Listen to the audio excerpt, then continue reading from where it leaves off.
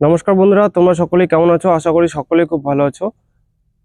যাদের SSC জিডিতে selection হয়েছে, তোমাদের এখন শুধু বাকি রয়েছে তোমাদের জয়েনিং। তো জয়েনিং এ তোমাদের কি কি ডকুমেন্টস লাগবে সেই ব্যাপার নিয়ে আজকে আলোচনা করব।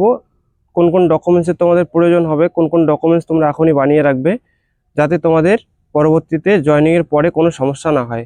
তো ভিডিওটা লাস্ট অবধি দেখতে থাকো, আশা করি তোমাদের কোনো ডকুমেন্টসই বাদ যাবে না, এবং যে যে জিনিসগুলো তোমাদের সেখানে প্রয়োজন হয় সবই আমি এই ভিডিওর মাধ্যমে তোমাদের বলবো। তো যে যে ডকুমেন্টসগুলো লাগবে সেগুলো আমি লিস্ট করে নিয়ে এসেছি, তোমাদের আমি দেখে দেখে তোমাদের আমি বলবো। তো তোমরা ভিডিওটা লাস্ট অবধি দেখতে থাকো।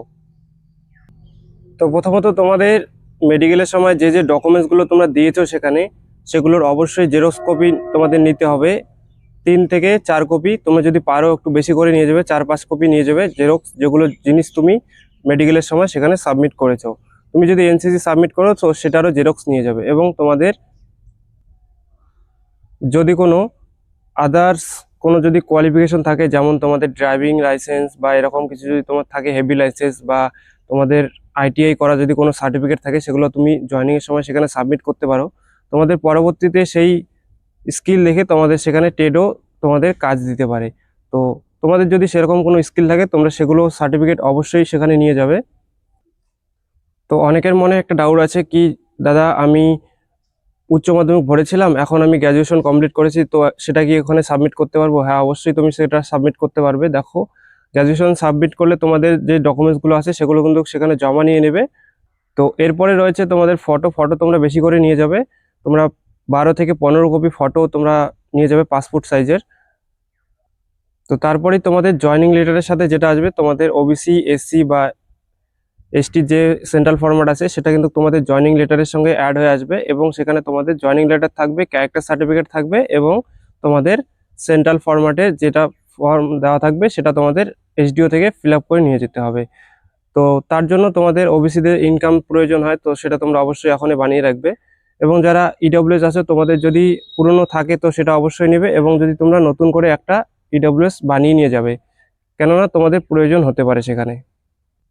আরেকটা জিনিস সেখানে তোমাদের প্রয়োজন হবে, তোমাদের ফিজিক্যাল বা মেডিকেল বা ডকুমেন্টস ভেরিফিকেশনে কোনো কিন্তু প্যান কার্ডের প্রয়োজন হয়নি, কিন্তু তোমাদের জয়েনিং এর পর তোমাদের কিন্তু সেখানে প্যান কার্ডের প্রয়োজন হবে। তো তোমাদের যদি প্যান কার্ড না থাকে, তোমরা অবশ্যই প্যান কার্ডটাকে তাড়াতাড়ি বানিয়ে নেবে। তারপরে তোমাদের যেটা ডোমিসিয়াল সার্টিফিকেট, ডোমিসিয়াল সার্টিফিকেট তোমাদের যদি পুরনো থাকে, 2022-এর বা 21-এর বা 23-এর যদি থাকে, তোমরা সেটাকেও নিবে। যদি পারো তুমি একটা নতুন করে ডোমিসিয়াল সার্টিফিকেট বানিয়ে নিয়ে যাবে। তারপর যেটা তোমাদের মোস্ট ভাইটাল জিনিস, সেটা হচ্ছে তোমাদের পুলিশ ক্যারেক্টার সার্টিফিকেট, অর্থাৎ পিসিসি। পিসিসিটাকে তোমাকে কিন্তু অবশ্যই বানিয়ে নিয়ে যেতে হবে। আর এখন তোমাদের পিসিসি অনলাইনে দেওয়া হয়। তো তোমরা পিসিসি যখনই মেরিট দিয়ে দিবে, তখনই তোমরা পিসিসির জন্য অ্যাপ্লাই করবে, এবং তোমাদের 3-4 দিনের মধ্যে তোমাদের পিসিসি কমপ্লিট হয়ে যাবে বানানো। তো পিসিসিটা কিন্তু অবশ্যই লাগবে। যখন তুমি এসডিওতে তোমার ক্যারেক্টার সার্টিফিকেটে তোমার ক্যারেক্টার সিগনেচার করাইতে যাবে এবং মোহর লাগাতে যাবে, তখন কিন্তু তোমাদের ওখানে তোমাদের ক্যারেক্টার পিসিসি দেখেই তোমাদের ক্যারেক্টার সার্টিফিকেটে সিগনেচার দিবে এবং সিল করে দিবে। তো ক্যারেক্টার সার্টিফিকেটের মধ্যে কিন্তু দুজনের সিগনেচার লাগে। তোমরা অবশ্যই তোমাদের বিডিও থেকে প্রথমে একজনের সিগনেচার নেবে, এবং তারপরেই তোমরা এইচডিওতে তোমাদের সিগনেচার নেবে। কেননা তুমি যদি স্কুলে কোনো টিচার বা সেরকম কোনো জায়গা থেকে তুমি ক্যারেক্টার সার্টিফিকেটে তোমার সিগনেচার নাও, তখন কিন্তু তোমার ভিডিওতে গিয়ে বলবে যে আমি এনাকে চিনি না, তো আমি সিগনেচার করতে পারবো না। তো সেরকম ফেস তোমাকে যাতে না করতে হয়, তার জন্য তোমরা অবশ্যই ভিডিও থেকে তোমাদের ক্যারেক্টার সার্টিফিকেটে সিগনেচার নেবে, তারপরেই তোমরা এইচডিওতে যাবে।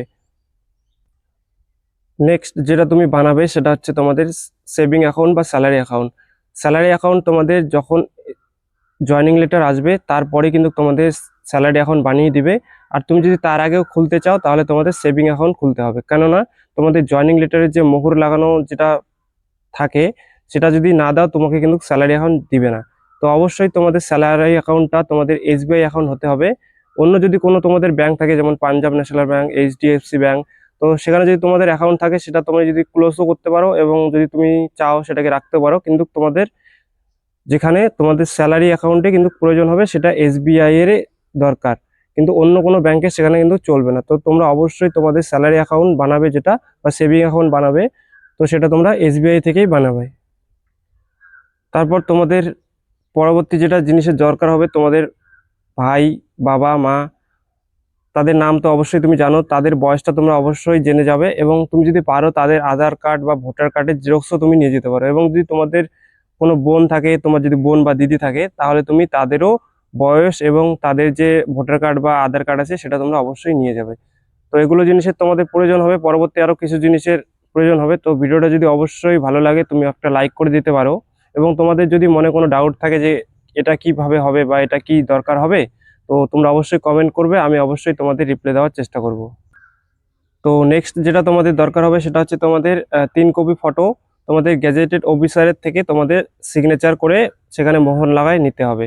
তো সেটা তোমরা এইচডিওতেই করতে পারবে, যখন তুমি এইচডিওতে তোমার ক্যারেক্টার সার্টিফিকেট যখন করতে যাবে, বা তোমরা যখন তোমাদের সেন্ট্রাল ফরম্যাট করতে যাবে সেখানে, তো তখনই তুমি সেটা করে নিতে পারো। জয়নিং লেটার আসার পরবর্তীতেই কিন্তু সেটা সম্ভব, তার আগে সেটা সম্ভব না। তুমি সেখানে তোমার জয়নিং লেটারটা দেখালেই সেখানে তোমাকে কিন্তু ফটোতে তোমার মোহর এবং তোমাদের যে সিগনেচার সেটা করে দিবে। তো সিগনেচারটা তুমি অবশ্যই তোমার ফটোর মাঝখানে করবে, নিচে করবে না, তাহলে কিন্তু তোমাদের সমস্যা হবে। তোমরা যে গ্যাজেটেড অফিসার সিগনেচার করবে তাকে বলবে যে ফটোর মাঝখানে যাতে করে, যেখানে তোমাদের বুকে ওখানে পাসপোর্ট সাইজের ফটো, বুকের ওখানে যেন সিগনেচারটা করে, মুখে যেন না করে। তো তোমরা অবশ্যই সেটা ধ্যান রাখবে। তো এই হচ্ছে তোমাদের ডকুমেন্টস সেখানে প্রয়োজন হবে।